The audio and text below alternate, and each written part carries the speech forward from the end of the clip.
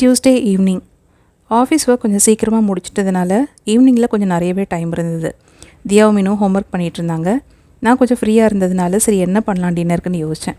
அப்போ தான் சரி ஃப்ரிட்ஜில் வந்து என்னென்ன லெஃப்ட் ஓவர் இருக்குது அதை வச்சு நம்ம நைட்டு டின்னர் பிளான் பண்ணலான்னு சொல்லிட்டு ஃப்ரிட்ஜ் ஓப்பன் பண்ணி பார்த்தேன். அதில் ஏற்கனவே பிசைஞ்சு வச்ச சப்பாத்தி மாவு இருந்தது, வேக வச்சுருந்த பட்டாணி இருந்தது. ஸோ இது ரெண்டுத்தையும் வச்சு நைட்டுக்கு வந்து சப்பாத்தியும் அதுக்கு சைட் டிஷ்ஷும் பண்ணிக்கலான்னு சொல்லிட்டு பிளான் பண்ணேன். பட்டாணி போட்டு குருமா மாதிரி பண்ணிவிட்டு சப்பாத்தி மாவு வந்து நம்ம சப்பாத்தி போட்டுக்கலாம், நைட்டில் சாப்பிட்டுப்பாங்க அப்படின்னு சொல்லிட்டு தான் பிளான் பண்ணேன். பட்டாணி வந்து ஏற்கனவே வேக வச்சுருந்ததுனால எனக்கு வேலை வந்து ரொம்பவே ஈஸியாக முடிஞ்சிருச்சு. ஜஸ்ட்டு வெங்காயம் தக்காளி நறுக்கி வச்சுட்டு இஞ்சி பூண்டு பேஸ்ட் வந்து உரித்து அப்படி குட்டி உரலே போட்டு தட்டிட்டேன். தாளிக்கிறதுக்கு வந்து பட்டை லவங்கம் சோம்பு போட்டு தாளிச்சிட்டு வெங்காயம் தக்காளி இஞ்சி பூண்டு இதெல்லாமே போட்டு தாளிச்சிட்டு ஏற்கனவே வேக வச்சுருந்த பட்டாணியை போட்டு நல்லா கலந்து விட்டுட்டு உப்பு காரம் மஞ்சத்தூள் சேர்த்து கொஞ்சம் கருவேப்பிலை கொத்தமல்லி சேர்த்து கொஞ்சமாக தண்ணி ஊற்றி கொதிக்க விட்டுட்டு அதில் கொஞ்சம் தேங்காய் ஒரு 5 முந்திரி பருப்பு சேர்த்து அரைச்சி ஊற்றிட்டேன். அவ்வளோதான், குருமா வந்து ரெடி ஆகிடுச்சு. சப்பாத்தி மாவு போட ஆரம்பித்தேன். ஆனால் போடும்போதே எனக்கு தெரியும் சப்பாத்தி மாவு வந்து கொஞ்சமாக தான் இருந்தது, பழைய மாவு. அதனால சரி இருக்கிறது வரைக்கும் போட்டுடலாம், பத்தலைனா டக்குன்னு நம்ம பிசைஞ்சிக்கலாம் அப்படின்னு சொல்லிட்டு போட ஆரம்பித்தேன்.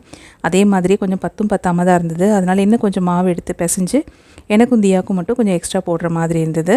புதுசாக பிசைஞ்ச மாவை விட பழைய மாவில் போட்ட சப்பாத்தியே நல்லா சாஃப்டாக இருந்தது. ஏன்னா அது ஏற்கனவே பிசைஞ்சு ரொம்ப நேரம் ஊறி இருந்ததுனால நல்லாவே சாஃப்டாக வந்தது.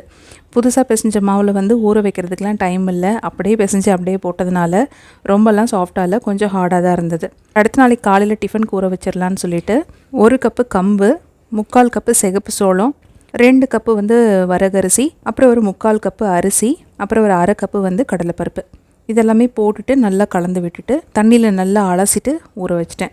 இது நல்லா ஊறிடுச்சுன்னா காலையில் இதை அரைக்கும் போது இதில் வந்து கொஞ்சம் சோம்பு பூண்டு வச்சு அரைச்சிட்டோன்னாக்கா அது கூட தாளித்து கொட்டுறதுக்கு கொஞ்சம் கடலைப்பருப்பு வெங்காயம் கருவேப்பிலை கொத்தமல்லி தாளித்து இதில் கொட்டி தோசை சுட்டு இதுக்கு வந்து கொஞ்சம் தக்காளி சட்னி செஞ்சு வச்சு சாப்பிடும்போது ரொம்ப நல்லாயிருக்கும், நல்ல ஹெல்த்தியான டிஃபனாகவும் இருக்கும். ஸோ இதை முடிச்சுட்டு நாங்கள் மாடிக்கு போனோம். மீனுக்கு வந்து சயின்ஸ் ப்ராஜெக்ட் சொன்னதுனால டிஃப்ரெண்ட்டான ஒரு லீஃப் எடுத்து அதோட ரியல் ஃபேக்ட் எழுத சொல்லி கேட்டிருந்தாங்க. அதனால சரி நம்ம டெரஸ் கார்டனில் வந்து பப்பாளி மரம் இருக்குது, அதோட லீஃப் டிஃப்ரெண்ட்டாக இருக்கும் அப்படின்னு சொல்லிட்டு மாடிக்கு போனோம். ஸோ பப்பாளி இலையை வந்து அவளே தான் பறிச்சா, அவளே தான் பறிக்க சொன்னேன். பறிச்சுட்டு வந்து அவளே பின்னாடி வந்து க்ளூ தடவி அவளோட நோட்டில் வந்து பேஸ்ட் பண்ணான். ஆக்சுவலாக இந்த டெரஸ் கார்டன் வந்து பசங்களுக்குமே ரொம்ப யூஸ்ஃபுல்லாக இருக்குது. லாஸ்ட் வீக் தியாக்குமே இந்த மாதிரி ஒரு ப்ராஜெக்ட் கொடுத்துருந்தாங்க.